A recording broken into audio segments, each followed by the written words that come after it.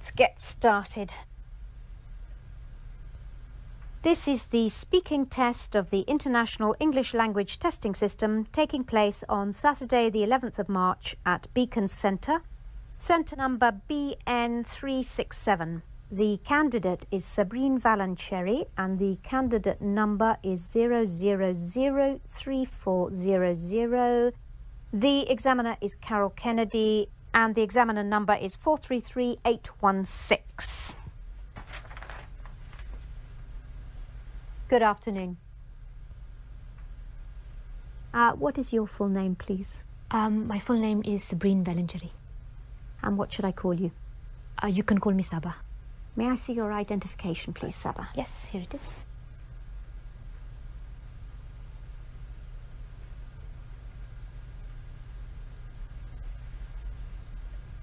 Okay. Thank you.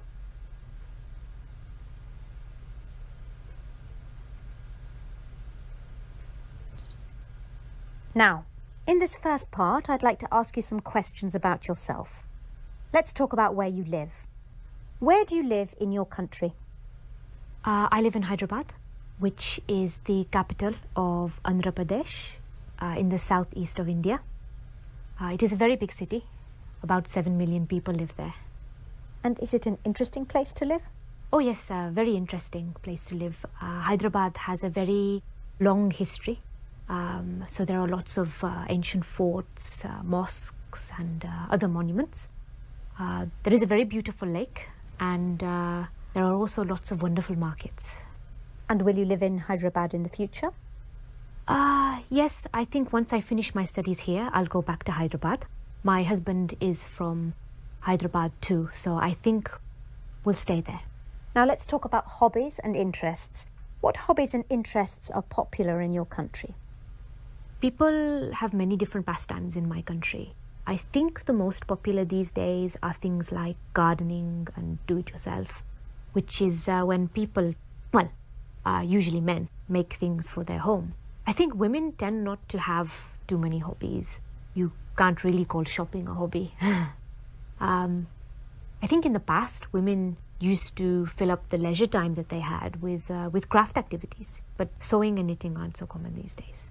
I think reading is still very popular, especially now these days with the new e-readers. And which hobbies and interests do you enjoy? Well, like a lot of people, my work takes up a lot of my time. And at the weekend, I like to meet up with my friends or go out with my husband. So I don't really have much time for hobbies. But I do read a lot, especially history and biography. Also, I love collecting art. So I go to a lot of art fairs. I really like colourful, abstract art, which really brighten up our homes. And what hobbies and interests did you have as a child? Gosh, that was a long time ago. Let me think. I used to collect keyrings. I think I had about 20 or 25. They were silly things really, but fun for a small child. I used to like painting and drawing. My parents were very supportive and they bought me a lot of oil paints, but I'm not really very talented. I also played the clarinet. I was in a junior orchestra. I remember once we played a concert and my reed broke during the first piece, and so I couldn't make any sound.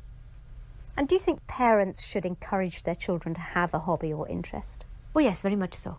I think it is very important for children to have something other than school, television and computers. Sometimes a hobby can turn into a very successful career, but even if it doesn't, it can help the child develop as a person as they learn about new things and meet new people who share the same hobby.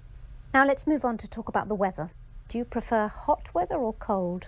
I think I prefer cold weather. I know most people prefer hot weather, but it is always so hot in my country that it is such a nice change to feel the cold. Of course, in the cold, it's very easy to put on a hat and gloves to keep ourselves warm. Tell me about the weather in your country at different times of year. India is so big that there are many different climates. So I'll just talk about the weather in Hyderabad. Generally, we have a tropical wet and dry climate. That means that the summers, March to June, are hot, over 30 degrees and very humid. Sometimes it can reach over 40, which is just unbearable. At the end of the summer, the monsoon comes and it rains for about 3 months. After the rainy season, it's winter, which is quite short, just a couple of months. Which time of year did you enjoy most as a child? Well, I think like most children, I would say the summer, when we had the long school holiday. But I always preferred spring. There's something so lovely about when everything starts to grow again after the winter. You can almost smell it in the air. And has the weather changed much in your country in recent years? I don't think so, really. I know that in some countries the climate has been changing because of global warming, but where I live it seems to be the same. Just heat and rain. I have noticed something. In recent summers, when it's very hot, there have been many water shortages. I don't remember that happening when I was younger. Thank you. Now I'm going to give you a topic, and I'd like you to talk about it for 1 to 2 minutes. You have 1 minute to think about what you're going to say, and you can make some notes if you wish. Do you understand? Yes. There's your paper and pencil. And here's your topic. I'd like you to describe a gift or present that somebody gave you recently.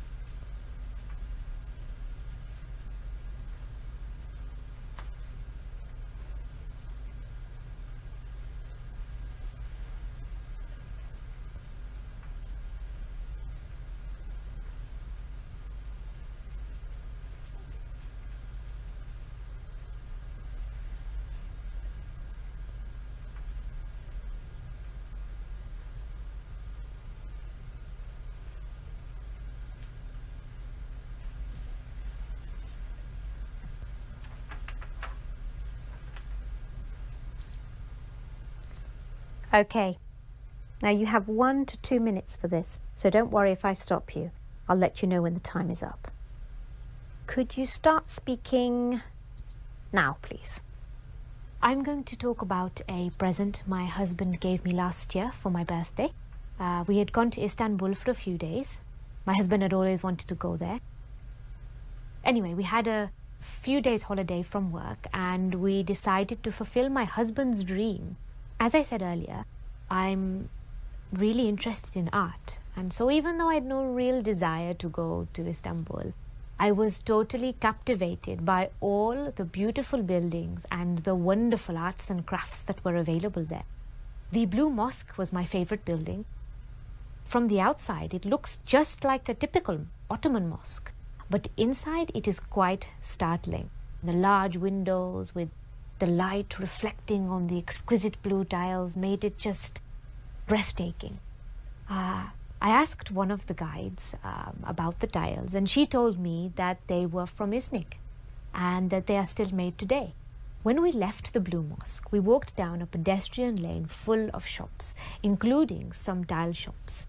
In one of the shops, the owner told us that the tiles were made in Iznik. Anyway, one of the tiles really caught my eye. Actually, it sang to me. It was of fish, 4 big fish and lots of little ones, all in different shades of green. I really wanted it. But when we asked the price, it was very high. Something like $300 American. Obviously, I knew we could negotiate, but it seemed such a high price that we just left. The next night, we went out for my birthday meal. Just as we were finishing the dessert, the waiter came over and handed me the most beautifully wrapped gift. I knew at once, because it was very heavy, that it was the fish tile. That's why Thank you. And does this person often buy you presents? Well, he's good at remembering my birthday and our anniversary, so he does usually buy me something nice then, but he doesn't just buy a present out of the blue. Thank you. Could I have the booklet, the pencil and the paper back, please? Thank you.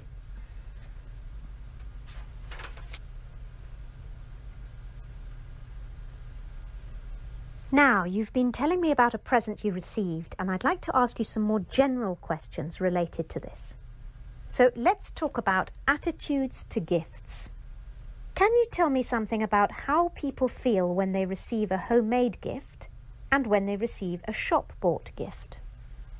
Well, I think as with everything, it depends on the person and the gift. When a grandchild makes something for their grandparents, like a bookmark or a clay pot that they've made at school, then obviously their grandparents will treasure it. For adults, I think it's a bit different. If people are going to give homemade gifts, then they need to be of really good quality. Why do you say that?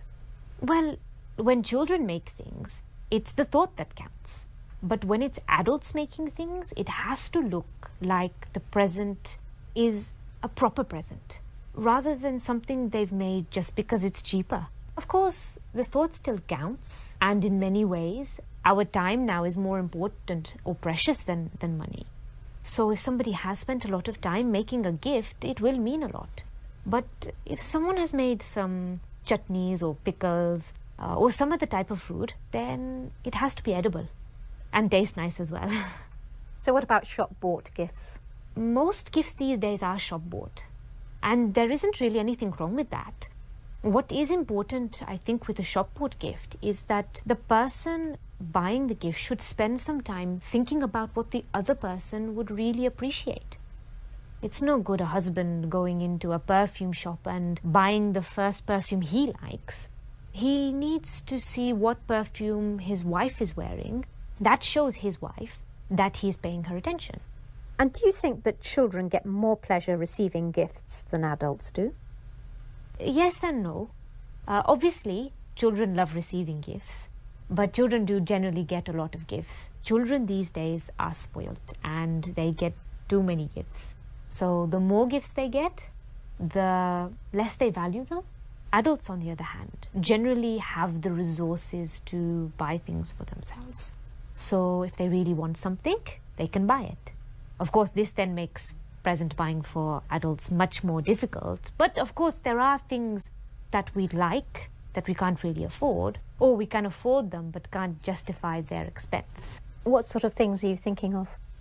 For women, it might be perfume or a day at the spa or a new pair of party heels. For men, usually something to do with their hobbies or books or CDs. Do you think that more people get more pleasure giving or receiving gifts? This is a tricky one. Why? Well, I think most people get pleasure out of both. Of course, it depends. We may not get a lot of pleasure out of giving gifts to children who we know may not appreciate them. But if we have found the perfect gift for someone we love and we know it's going to make them happy, well, then this will really fill our hearts with joy. Similarly, if someone receives a gift of something that they don't really want, or they can sense that it has been bought out of haste, then this isn't really going to make them feel that good. But if it's something wonderful, then, well, of course, they're going to feel fantastic about it. Let's move on to talk about the commercial aspects of giving. How much do advertisements influence people when they buy gifts? In my opinion, probably not too much. I mean, most adverts are for things like cars and household products, which aren't really gifts. Although a lot of young people like to be given new phones and other gadgets. So if a parent isn't sure which model to get, then they could be influenced by advertising. And do you think that some festivals have become commercialized as a result of the emphasis on buying gifts? Oh, yes, definitely. Yes. In fact, I think it's much worse than that. It's not just the old festivals becoming commercialized, but so-called new ones being created just for the sake of present giving. Can you tell me more about that? Yes, things like Valentine's Day and Mother's Day, these aren't Indian traditions, but suddenly we find we have to buy a present for our spouse on Valentine's Day. And while it is nice to